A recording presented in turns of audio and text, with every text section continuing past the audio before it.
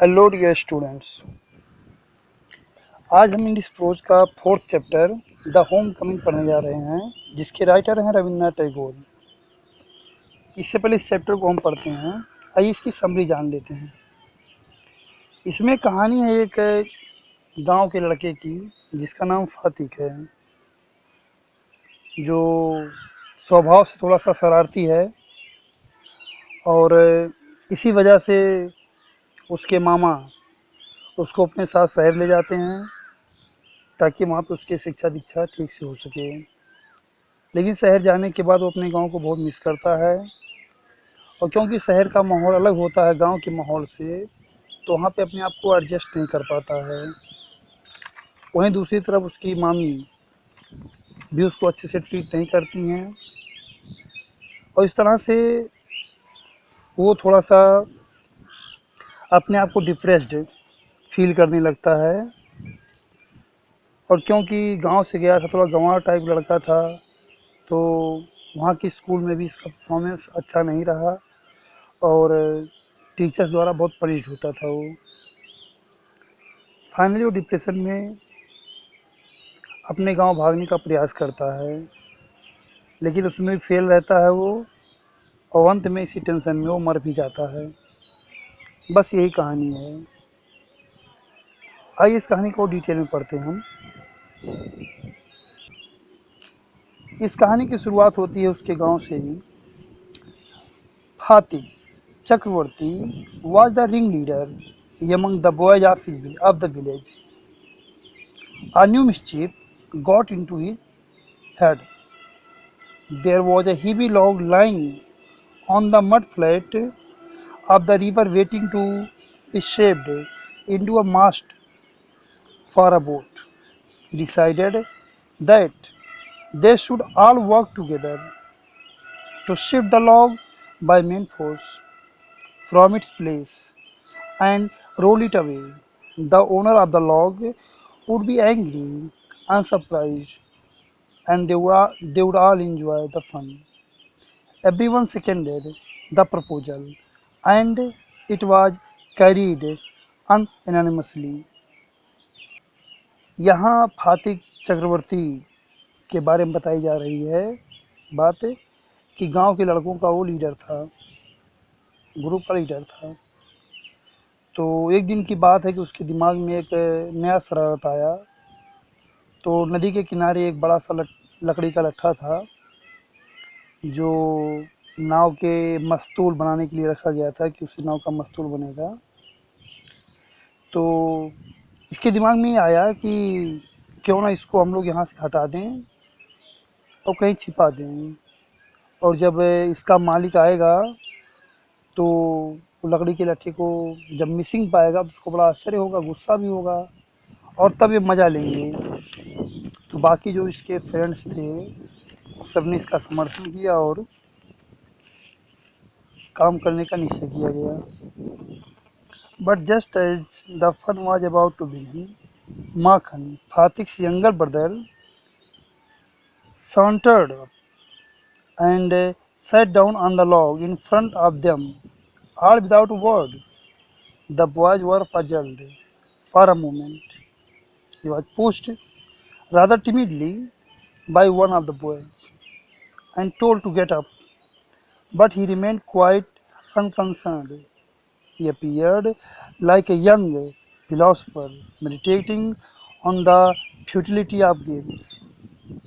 Hatik was furious. Makhan, he cried, if you don't get down this minute, I will thrash you. Makhan only moved to a more comfortable position. अब हुआ ये कि जैसे ही ये उस lock को हटाने वाले थे सब मिल करके लकड़ी के, तो माखन का छोटा भाई, सॉरी, फातिक का छोटा भाई माखन, वो जा करके उस लकड़ी के लट्ठे पे बैठ गया। अब बच्चे थोड़ा सा कंफ्यूज हो गए कि ये ऐसा क्यों कर रहा है। खैर, उन लड़कों में से एक लड़का थोड़ा डरते हुए जा करके उसको हल्का सा धक्का दिया और उससे बोला कि वहाँ से उठ जाए वो। लेकिन माखन बिल्कुल वहाँ से हटा नहीं, वहाँ बैठा रहा। ऐसा लग रहा था जैसे कि वो किसी फिलोसफर की भांति जो है उस पे बैठकर मेडिटेशन कर रहा हो। इससे फातिक को बड़ा गुस्सा आ गया। उसने कहा, माखन, अगर तुम इसी क्षण या इसी मिनट वहाँ से नहीं उतरते हो तो मैं तुम्हें घसीट के उतार दूंगा। और माखन इस पर क्या किया, वो और आराम से उस पर बैठ गया। Now if Phatik was to keep his regal dignity before the public, it was clear he ought to carry out his threat. But his courage failed him at the crisis. His fertile brain, however, rapidly seized upon a new maneuver which would discomfit his brother and afford his followers an added amusement. He gave the word of command to roll the log and Makhan over together. Makhan heard the order and made it a point of honor to stick on. But he overlooked the fact, like those who attempt earthly fame in other matters, that there was very limit. अब जब फातिक के कहने पर भी माखन वहाँ से नहीं हटा, तो अब फातिक के लिए समस्या उत्पन्न हो गई कि जो उसने आदेश दिया था, अगर उसको पालन नहीं करता है तो उसके ग्रुप में उसकी बेइज्जती हो जाएगी। लेकिन उसकी हिम्मत भी नहीं हो रही थी, क्योंकि वो जानता था अगर ऐसा कर देगा तो इसके बाद क्या होगा। उसके शैतानी दिमाग में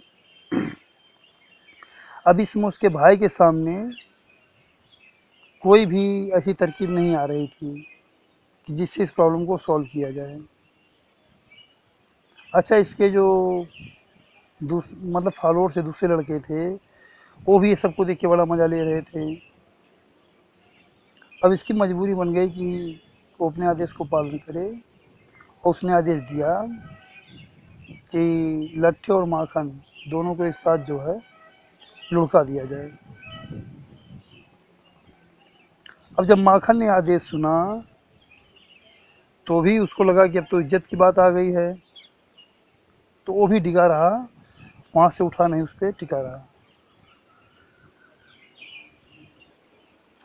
The boys began to heave at the log with all their might, calling out, "One, two, three, go!"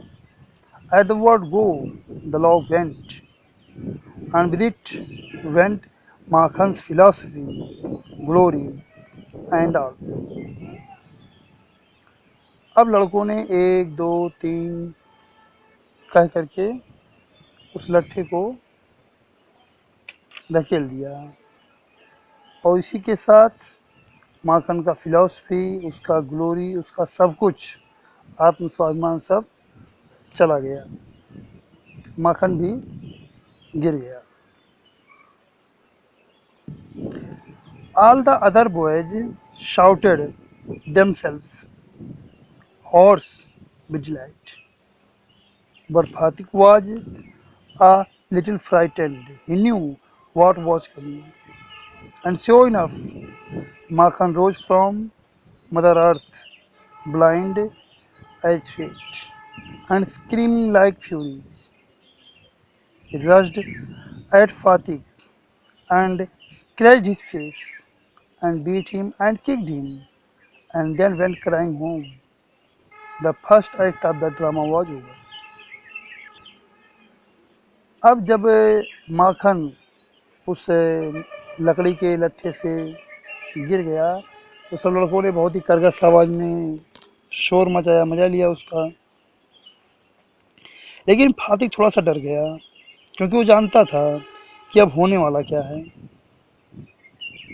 और उसका अनुमान सही भी था, क्योंकि माखन जमीन से उठा और बिल्कुल चिल्लाते हुए अंधों की भांति फातिक पर टूट पड़ा। उसका मुंह नोच लिया, उसकी पिटाई की, उसको लातों से मारा। और तब चिल्लाता हुआ रोता हुआ घर गया। और इस तरह से कहानी का जो पहला एक्ट है वो पूरा होता है। Fatik wiped his face and sat down on the edge of a sunken barge on the river bank and began to chew a piece of grass. A boat came up to the landing, and a middle aged man with grey hair and a dark moustache stepped on shore. He saw the boy sitting there doing nothing and asked him where the Chakravartis lived. Hatik went on chewing the grass and said, "Over there." But it was quite impossible to tell where he pointed. The stranger asked him again. He swung his legs to and fro on the side of the barge and said, "Go and find out," and continued to chew the grass as before. अब जब माखन हाथी को पीट करके चला गया, सब लड़के चले गए, तो हाथी वहीं पर नदी के किनारे एक टूटी फूटी नाव थी, उसी पे जाके बैठ गया और एक घास का तिनका मुंह में डाल के चबाने लगा। तभी वहाँ एक नाव आया और उस नाव में से एक मिडल एज्ड मैन, जो जिसकी बाल भूरे और काले मूछ थे, वहाँ उतरा। उसने देखा कि माखन बैठा हुआ कुछ नहीं कर रहा है, तो उससे पूछा कि चक्रवर्ती लोग कहाँ रहते हैं। और फातिक घास चबाते हुए बोला, वहाँ पे। लेकिन यह असंभव था पता लगा पाना कि किसने इशारा किया। तो उस अजनबी ने फिर से पूछा, तो ये अपना पैर घुमाता रहा, हिलाता रहा और बोला, जाओ खुद पता लगा लो। उसके बाद अपना घासे चबाता रहा पहले की भांति। But now servant came down from the house and told Fatik his mother wanted him. Fatik refused to move, but the servant was the master on this occasion. He took Fatik up roughly and carried him, kicking and struggling in impotent rage. फिर क्या हुआ? तभी एक नौकर आया उसके घर से और फातिक से बोला कि उसकी माँ उसे बुला रही है।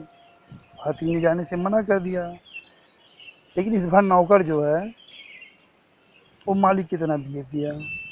फातिक को बहुत ही बुरी तरीके से पकड़ करके घसीटते हुए और पीटते हुए लेकर गया घर। When Fatik came into the house, his mother saw him. She called out angrily, "So, you have been hitting Makhan again?" Fatik answered indignantly, "No, I haven't. Who told you that?" अब जब फातिक घर पहुंचा तो उसकी माँ ने उसे देखा और वो गुस्से में उससे पूछी, अच्छा तो तुमने फिर माखन को पीटा? तो फातिक ने जो है जवाब दिया कि नहीं, मैंने तो नहीं पीटा। किसने कहा आपसे? His mother shouted, "Don't tell lies. You have." Fatik said suddenly, "I tell you I haven't." You asked Makhan, but Makhan thought it best to stick to his previous statement. He said, "Yes, mother, Fatik did hit me." अब फातिक की माँ ने चिल्लाते हुए बोला कि झूठ मत बोलो, तुमने उसको पीटा है। तो फातिक ने कहा, नहीं, मैं आपसे कह रहा हूँ कि मैंने नहीं पीटा है ना उसको, आप चाहे माखन से पूछ लीजिए। लेकिन माखन को मौका मिल गया कि कैसे उससे अपनी चिढ़ निकाली जाए। तो माखन ने कहा, हाँ माँ, फातिक ने मुझे पीटा है। Fatik's patience was already exhausted. He could not hear this injustice.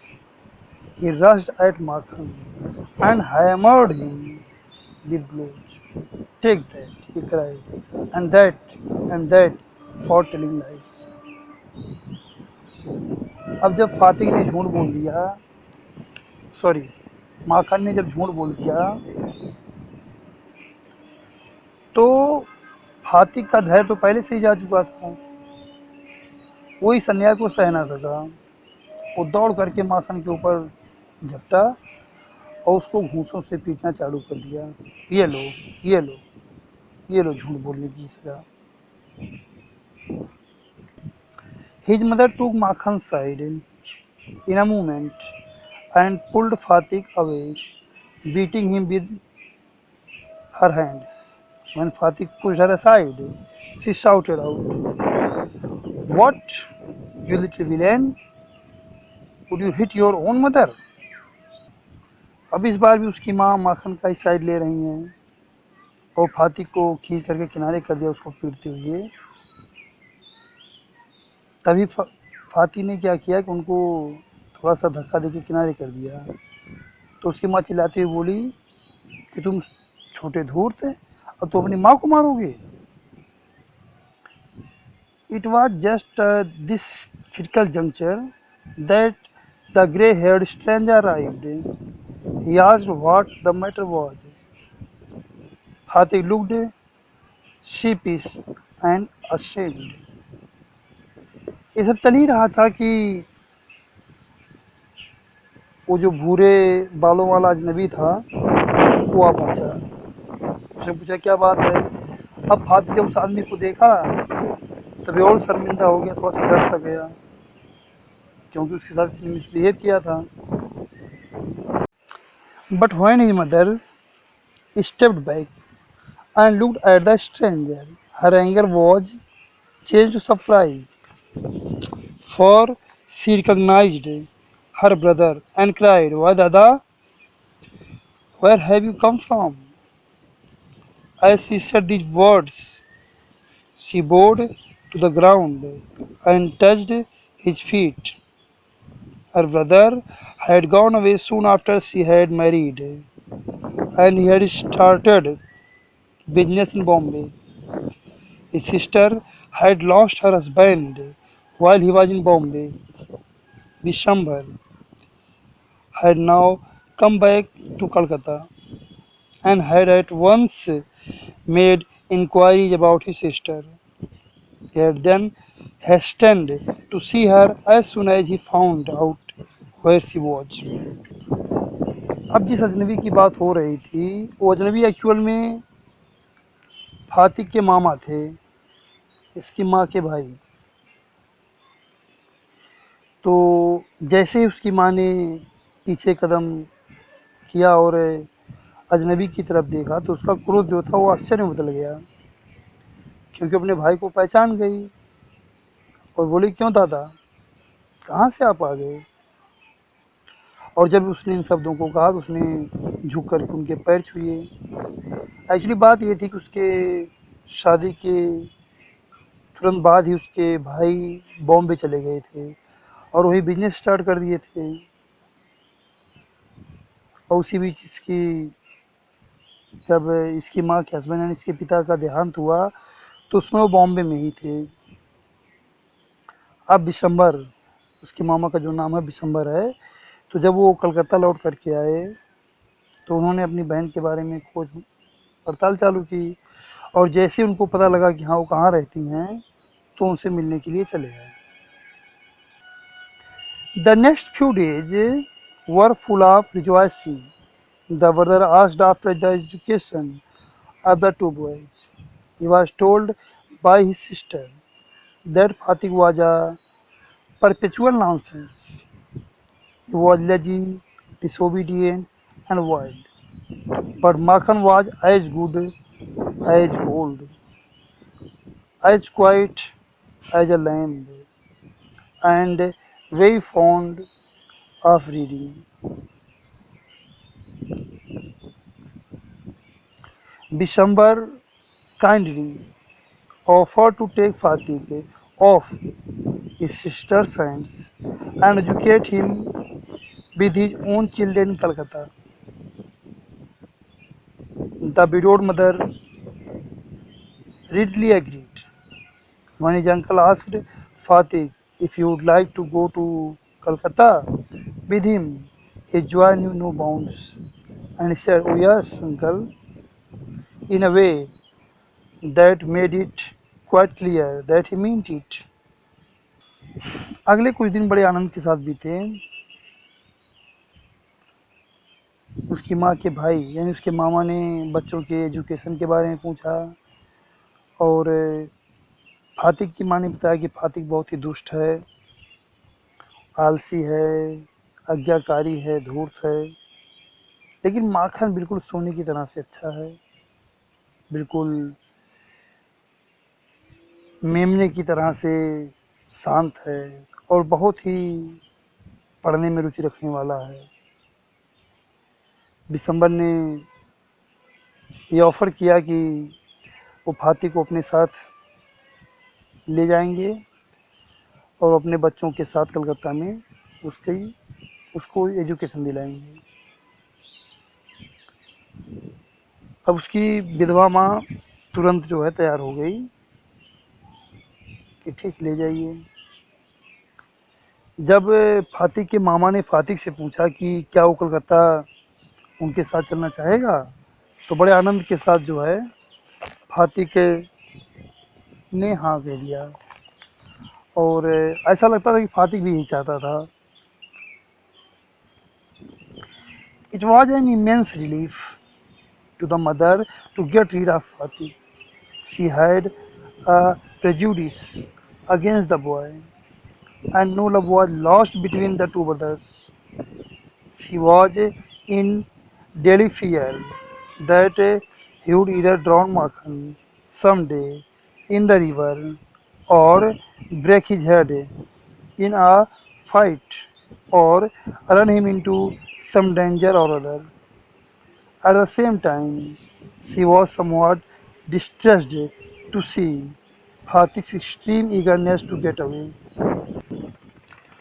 अब जबकि फातिक के मामा फातिक को अपने साथ ले जाने की बात किए, तो फातिक की माँ को बड़ा रिलीफ मिला, बड़ा सुकून मिला कि ठीक है, उन्हें फातिक से छुटकारा मिल जाएगा, क्योंकि उनको हमेशा डर लगा रहता था कि कहीं माखन को फातिक डुबो न दे नदी में या उसका सर न फोड़ दे या कहीं उसको किसी बड़े संकट में न डाल दे। लेकिन उसी पल उनको थोड़ा सा परेशान भी थी ये देख करके कि फातिक इतना ज़्यादा उत्सुक क्यों है यहाँ से जाने के लिए। Fatik, as soon as all was settled, kept asking his uncle every minute when they were to start. He was on pins and needles all day long with excitement and lay awake most of the nights. He bequeathed to Makhan in per- perpetuity his fishing rod, his big kite, and his marbles. Indeed, at this time of departure, his generosity towards Makhan was unbounded. अब जैसे ही सब कुछ व्यवस्थित हो गया, तो फातिक लगातार अपने मामा से पूछता रहता था हर पल कि कब वो कलकत्ता के लिए निकलेंगे। हमेशा बहुत रोमांचित रहता था वो, बहुत ज़्यादा एक्साइटेड रहता था वहाँ जाने के लिए और कई रातें जाग कर बिताता था वो। अच्छा, इस समय उसकी उदारता की कोई सीमा ना थी, सारी अपनी चीज़ें वो माखन को दे रहा था, जैसे कि उसका फिशिंग रॉड हो गया, उसकी बड़ी पतंग हो गई, उसके कंचे हो गए, अपना हर जो बहुत ही उसका प्रिय सामान था वो भी वो माखन को दे रहा था। When they reached Calcutta, Hatik made the acquaintance of the aunt for the first time. She was by no means pleased with this unnecessary addition to her family. She found her own three boys quite enough to manage without taking any one else, and to bring a village lad of 14 into their midst was terribly upsetting. December should really have thought twice before committing such an indiscretion. अब फातिक अपने मामा के साथ कलकत्ता पहुंच गया। ये फातिक की पहली मुलाकात थी अपने मामी से, और उसकी मामी किसी भी तरह से फातिक के आने से खुश नहीं थी, क्योंकि उनके खुद के जो 3 बेटे थे, वो उन्हीं से बहुत परेशान रहती थी। और अब 14 साल के एक गांव के लड़के का उसके परिवार में शामिल होना उसके लिए बहुत ही अपसेटिंग था, बहुत ही परेशान करने वाला था। दिसंबर को कम से कम 2 बार सोचना चाहिए था ऐसा गलत काम करने से पहले। In this world of human affairs, there is no worse nonsense than a boy at the age of 14. He is neither ornamental nor useful. It is impossible to shower affection on him as on a little boy, and he is always getting in the way. If he talks with a childish lisp, he is called a baby, and if he answers in a grown-up way, he is called impertinent. In fact, any talk at all from him is resented. Then he is at an attractive growing age. He grows out of his clothes with indecent haste. His voice grows hoarse and breaks and quivers. His face grows suddenly angular and unsightly. It is easy to excuse the shortcomings of early childhood, but it is hard to tolerate even unavoidable lapses in a boy of 14. The lad himself becomes painfully self-conscious. When he talks with elderly people, he is either unduly forward or else so unduly shy that he appears ashamed of his very existence. अब यहाँ इस paragraph में एक जो 14 years का लड़का होता है, 14 वर्षीय, जिसे आप किशोरावस्था भी कह सकते हैं, उसकी समस्याओं के बारे में डिस्कशन दिया गया है कि क्या क्या दिक्कतें होती हैं 14 वर्षीय लड़के के साथ। ये ऐसी अवस्था होती है जब उसकी समस्याएं बहुत सारी होती हैं। अब वो ऐसा होता है कि जिस पर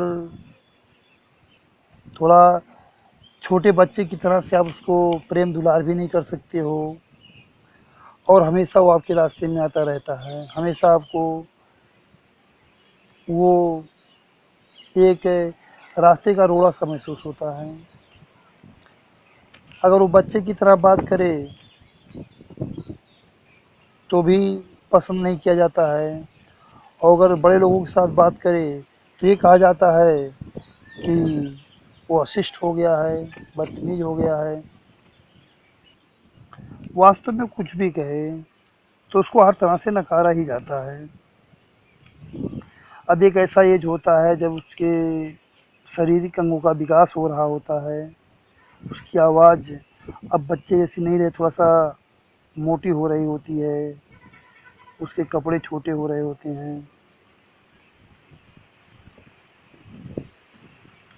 अब कोई छोटा बच्चा होता है, उसकी छोटी मोटी गलतियों को लोग इंजॉय करते हैं, माफ़ कर देते हैं, लेकिन इस उम्र के बच्चे का कुछ गलती हो भी जाती है तो लोग बहुत डांटते उसको हैं।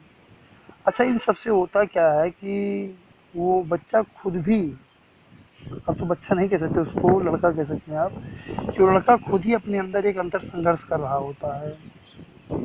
उसकी बहुत सारी प्रॉब्लम्स होती हैं, बहुत सारे क्वेश्चंस होते हैं, और एक बाहरी लोगों का प्रेशर, उनकी डांट फटकार, तो इन सबसे वो एक अंतर संघर्ष कर रहा होता है। वो खुद से ही बहुत ज़्यादा शर्मीला और शर्मिंदा होता है।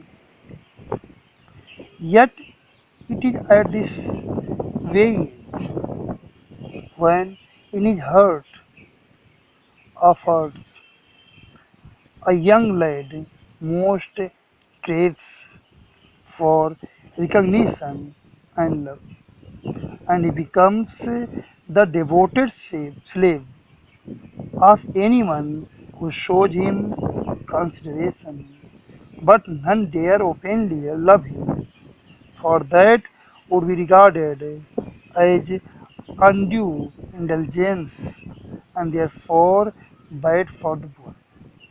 So, what the scolding and chiding, he becomes very much like a stray dog that has lost his master. अभी ऐसा एज होता है कि जब कोई लड़का चाहता है कि कोई उसकी केयर करे, उसकी देखभाल करे, उसकी बातों को सुने, उसको प्रेम करे, और अगर कोई ऐसा करता है तो उसके प्रति ये समर्पित गुलाम की तरह से रिएक्ट करता है। लेकिन कोई भी खुलेआम ऐसा करने का प्रयास नहीं करता है, और इससे क्या होता है कि उस लड़के के लिए एक और बुरी स्थिति बन जाती है। और इस तरह से डांट फटकार सुनते सुनते वो एक ऐसे हमारा कुत्ते की तरह से हो जाता है जिसने अपने स्वामी को खो दिया है। एक अनाथ जैसा महसूस करता है वो। For a boy of 14, his own home, sorry, his, his own home is the only paradise.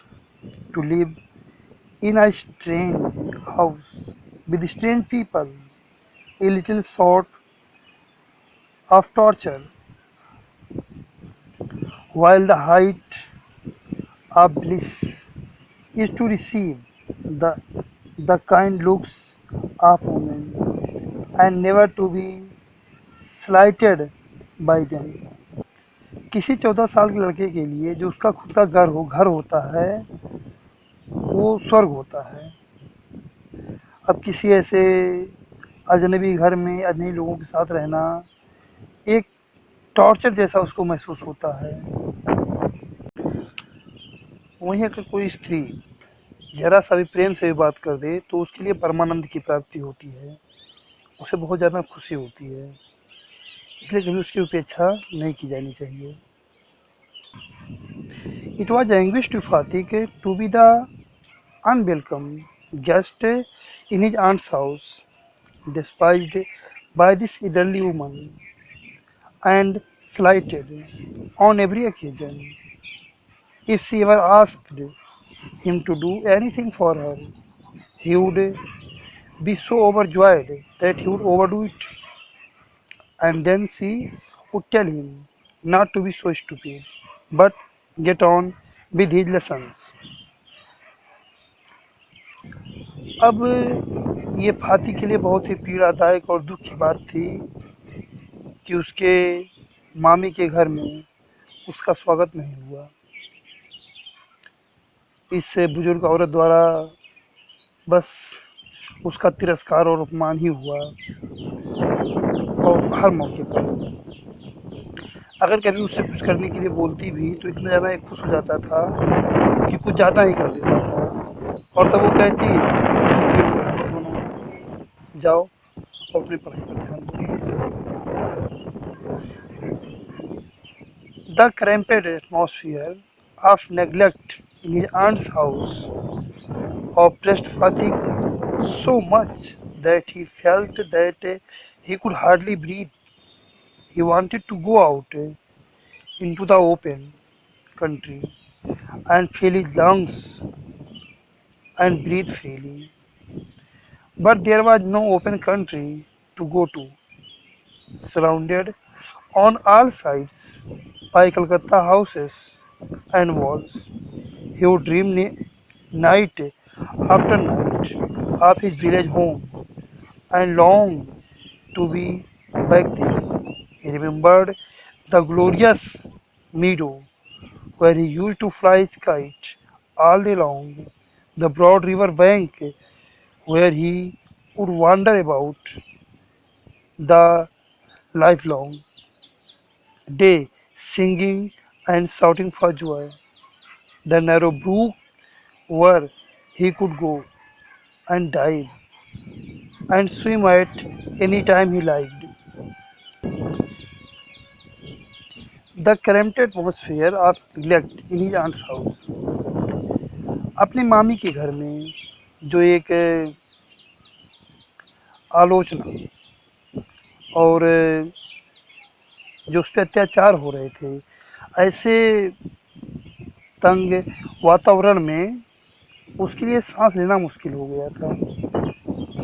वो चाहता था कि कहीं बाहर खुले गांव में जाकर के वो चैन की श्वास ले, लेकिन कोई भी ऐसा खुला गांव नहीं था जहां वो जा सके।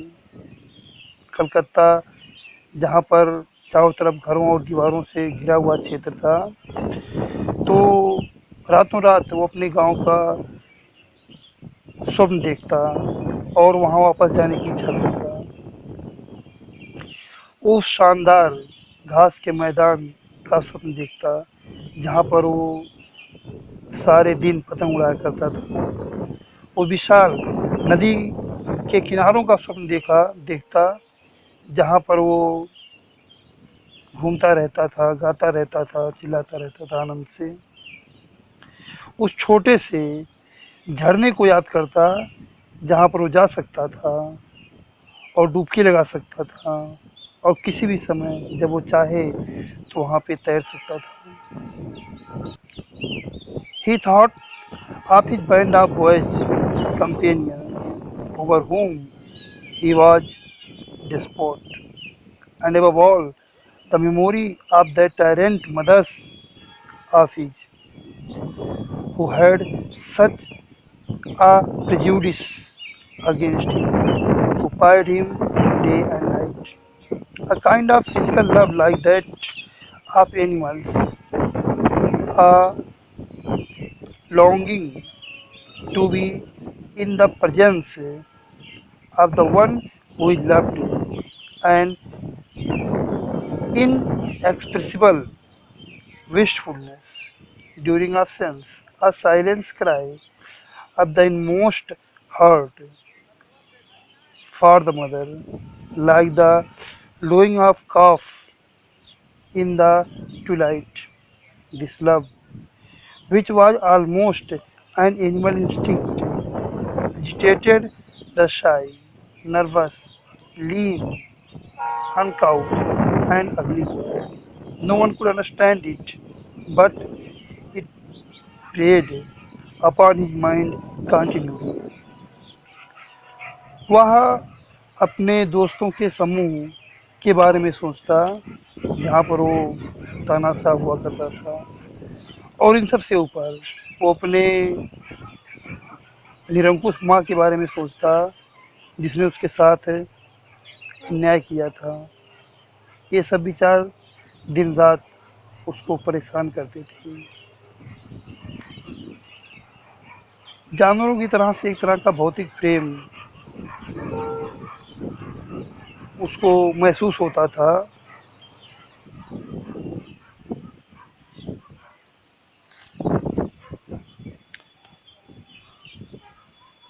एक तरह का शारीरिक प्रेम जैसा कि जानवरों में होता है, किसी ऐसे के सामने होना जिससे आप प्यार करते हो, किसी के ना होने पर ना प्रकट करने योग्य उत्कंठा, एक शांत चीख जो दिल से उसकी माँ की याद करती थी। शाम के समय एक बछड़े के सभाने के समान थी। यह प्यार जो कि एक जानवर के रूप में स्वाभाविक था, वे उस शर्मीले, बेचैन, पतले, भद्दे और क्रूर लड़के को उत्तेजित कर देती थी। कोई भी इसे समझ नहीं सकता था, लेकिन उसका दिमाग दिमाग लगातार इसी का शिकार था या इसी में रमा हुआ था।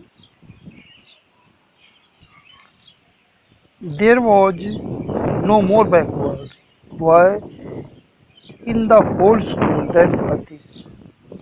He kept and remained silent when the teacher asked him a question, and like an overladen as patiently suffered all the blows that came down on his back.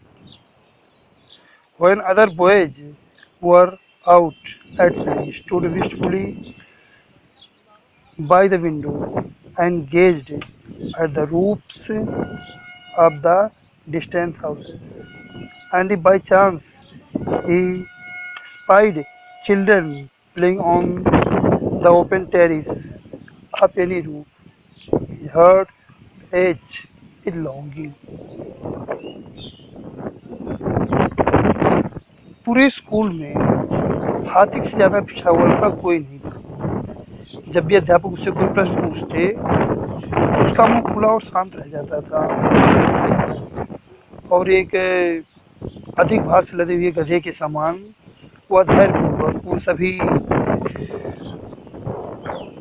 चोट या मार को सहन करता था जो उसके अध्यापक उसको मार पीटते थे। जब लड़के बाहर खेल रहे होते थे तो वह जिज्ञासा से खिड़की के पास खड़ा हो जाता तथा दूर घरों की छतों को देखा करता था और अगर बाई चांस वह बच्चों को खुली छत पर खेलते हुए देख लेता था तो उसका दिल भी इच्छाओं से भर जाता था। One day he summoned up all his courage and asked his uncle, "Uncle, when can I go home?" एक दिन हुआ क्या कि उसने अपना साहस बटोरा और अपने चाचा से पूछ बैठा कि चाचा हम घर कब जाएंगे, सॉरी मैं घर कब जा सकता हूँ। His uncle answered, "Wait till the holidays come." But the holidays would not come till November, and there was long time still to wait. तो उसके मामा ने जवाब दिया कि छुट्टी आने तक इंतज़ार करो, लेकिन छुट्टियां तो नवंबर से पहले आएंगी नहीं और अभी भी ये लंबा समय था इंतज़ार करने के लिए। One day Fatih lost his lesson book. Even with the help books, he had found it very difficult indeed to prepare his lesson. Now it was impossible. Day after day, the teacher would cane him unmercifully. His condition became so objectively miserable, abjectly miserable that even his cousins were ashamed to own him. They began to jeer and insult him more than other boys. He went to his aunt at last and told her that he had lost it. अब एक दिन हुआ ये कि फातिक अपना lesson book जो था उसको कहीं खो दिया या उससे खो गया। जब उसके हेल्प बुक्स हुआ करते थे तो भी उसके लिए बड़ी दिक्कत थी अपने लेसन को तैयार करना और अब जबकि उसके नोटबुक से खो गए हैं तो उसके लिए असंभव था। अब दिन प्रतिदिन उसके टीचर उसको निर्दयतापूर्वक पीटते थे और उसकी स्थिति इतनी बदतर हो गई, इतनी दयनीय हो गई कि जो उसके मेरे भाई लोग थे वो भी इसको अपना कहने में शर्माते थे। वहीं इसके विपरीत वो उसका अपमान, उसका मजाक उड़ाने लगी दूसरे लड़कों से भी। फिर अंत में हुआ है कि वो अपने मामी के पास गया और उनसे बोला कि उसके बुक्स खो गए हैं। His aunt pursed her lips in contempt and said, "You great clumsy country lout, how can I afford with all my family to buy you new books 5 times a month?" अब की मामी ने तो अपनी vote बेच ली और उसको बोले, तुम गंवार दूर गंवार लड़के, मैं 1 महीने में 5 बार अपने परिवार के साथ तुम्हारे किताब का खर्च कैसे वहन कर सकती हूँ? That night, on his way back home, Fatik had a bad headache with a fit of shivering. He felt he was going to have an attack of malaria fever. His one great fear was that he would be a nonsense regent.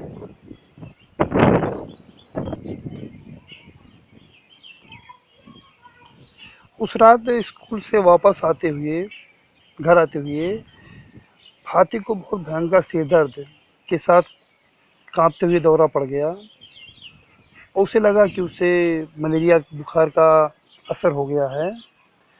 उसे सुना डर इस बात का था कि उसकी मामी इसे भी उसकी बेवकूफ़ी ही कहेंगी। The next morning, Fatima was nowhere to be seen. All searches in the neighborhood proved futile. The rain had been pouring in torrent all night, and those who went out in search of the boy got drenched through to the skin. At last, December asked the help from the police. तो उस रात को फातिक घर नहीं आया और अगली सुबह को फातिक कहीं दिखाई नहीं दिया। सारे जो पड़ोसी लोग ढूंढने गए थे उनका प्रयास व्यर्थ गया। बारिश काफ़ी तेज़ी से हो रही थी पूरी रात भर और वे लोग जो फातिक को ढूंढने गए थे वो पूरी तरह से भीग चुके थे। अंत में दिसंबर जो उसके मामा हैं उन्होंने पुलिस की सहायता मांगी। At the end of the day, a police van stopped at the door before the house. It was still raining and the streets were all flooded. Two constables brought out Fatik in their arms and placed him before December. He was wet through, from head to foot, muddy all over. His face and eyes flushed red with fever, and his limbs all trembling. December carried him in his arms and took him into the inner apartments.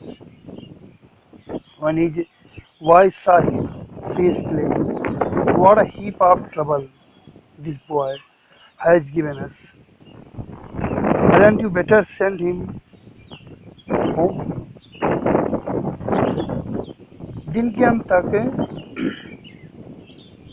एक police गाड़ी आई और उनके घर के सामने खड़ी हुई।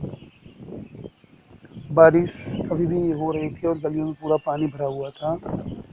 दो कांस्टेबल पुलिस कांस्टेबल जो थे वो फातिक को अपने बाहों में लेकर आए और उसको दिसंबर के सामने रख दिया। वो पूरी तरह से सर से पांव तक भीग गया था। उसका चेहरा उसकी आंखें बुखार से लाल हो गई थी और उसके शरीर के अंग जो थे वो कंप रहे थे। दिसंबर अपनी बाहों में लेकर के हाथी को अंदर ले गया और जब हाथी की मामी ने देखा ये सब तो चिल्लाते हुए बोली कि ये लड़का कितना बड़ा मुसीबत का बोझ हमारे ऊपर बन गया है। क्या ये ठीक नहीं होगा कि इसको इसके घर भेज दिया जाए? फातिक heard her words and sobbed out loud. Uncle, I was just going home, but they dragged me back again. अब फातिक इसको सहन ना कर सका। वो रोते हुए बोला कि मामा, मैं घर ही जा रहा था, लेकिन ये लोग मुझे यहाँ घसीट लाए। The fever rose very high, and all that night the boy was delirious. December brought in a doctor. Fatik opened his eyes, flushed with fever, and looked up to the ceiling and said vacantly, Uncle, have the holidays come yet? May I go home? अब फातिक का बुखार जो है बहुत ज़्यादा बढ़ गया और पूरी रात भर वो लड़का बुखार से तपता रहा। दिसंबर एक डॉक्टर को बुला लाए। फातिक ने अपनी आंखें खोली जो बुखार से एकदम लाल हुई थी। ऊपर छत की तरफ देखते हुए शांति से बोला, मामा, क्या छुट्टियां आ गई हैं? क्या मैं घर जा सकता हूँ? दिसंबर wiped the tears from his own eyes and took Fatik's lean and burning hands in his own and sat by him through the night. The boy began again to mutter. At last his voice became excited. Mother, he cried, don't beat me like that. Mother, I'm telling the truth. अब दिसंबर ने जब फातिक ने ऐसी बात बोली तो दिसंबर के आंखों में आंसू आ गया। अपने आंसुओं को पोंछते हुए वो फातिक के कमजोर और गर्म हाथ को अपने हाथ में लिए और सारी रात उसके पास ही बैठे रहे। अब ये लड़का दोबारा बड़बड़ाने लगा और अंत में उसकी आवाज़ बहुत ही एक्साइटेड हो गई। बोला, माँ, मुझे मत मारो। माँ, मैं सच कह रहा हूँ, मुझे मत मारो। The next day Fatik became conscious for a short time. He turned his eyes about the room, as if expecting someone to come. At last, with an air of disappointment, his head sank back on the pillow. He turned his face to the wall with a deep sigh. अगले दिन कुछ पल के लिए फातिक को होश आया। उसने अपनी आंखें घुमाई कमरे में चारों तरफ, जैसे कि वो किसी के आने की उम्मीद कर रहा हो, और अंत में निराशा के साथ फिर तकिए में उसका सर डूब गया या गिर गया। उसने अपना चेहरा दीवार की तरफ मोड़ा और गहरी आह भरी। दिसंबर new his thoughts and bending down his head whispered, Fatik, I have sent for your mother. The way went by. The day went by. The doctor said in a troubled voice that the boy's condition was very critical. अब दिसंबर समझ गए कि वो लड़का क्या विचार कर रहा है। उसके सर के पास जाके धीरे से बोले, फातिक, मैंने तुम्हारी माँ को बुलावा भेज दिया है। और इस तरह से वो दिन बीत गया। डॉक्टर बहुत ही दुखित या परेशान आवाज़ में बोले या बताए कि लड़के की स्थिति बहुत ही नाजुक है। Hathi began to cry out by the mark 3 fathoms, by the mark 4 fathoms. अब फातिक जोर जोर से चिल्लाने लगा कि वहाँ पे 3 फैथम्स है, वहाँ पे 4 फैथम्स है, वहाँ पे। He had heard the sailor on the river stream, calling out the market on the plump line. ऐसा उसने नाविक को सुना हुआ था बोलते हुए. Now he was himself plumbing in unfathomable sea. और अब खुद वो एक अथाह सागर की गहराई माप रहा था. Later in the day, Hatik's mother burst into the room like a whirlwind and began to toss from side to side and moan and cry in loud voice. अब अगले दिन क्या हुआ कि फातिक की माँ एक बवंडर की तरह से कमरे में आई और इधर उधर गिरते हुए विलाप करने लगी और जोर जोर से रोने लगी. December tried to calm her agitation, but she flung herself on the bed and cried, "Fatik, my darling, my darling."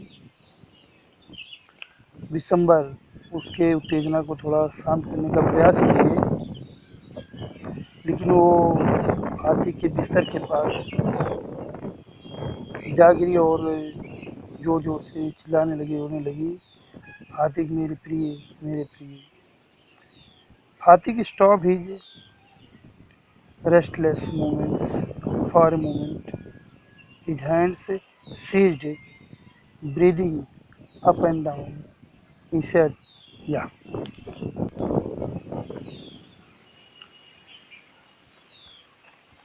अब फातिक अपनी बेचैनी में एक क्षण के लिए रुका और उसके हाथ जो ऊपर नीचे हो रहे थे पलंग पे, उसने कहा, "हाँ."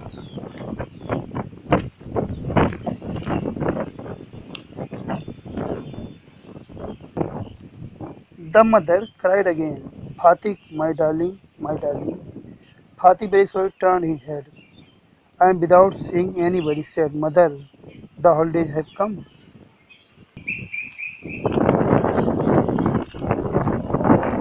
उसकी माँ फिर चीखी, "फातिक, मेरा प्यारा बेटा, मेरा प्यारा बेटा."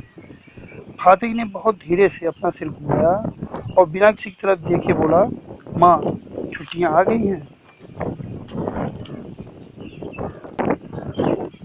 तो इस तरह से आपका पूरा चैप्टर था जिसको आपने स्टडी किया और उसके बाद आप और रिवाइज कर लेंगे और उसके बाद इस रिलेटेड एक्सरसाइज आप करेंगे.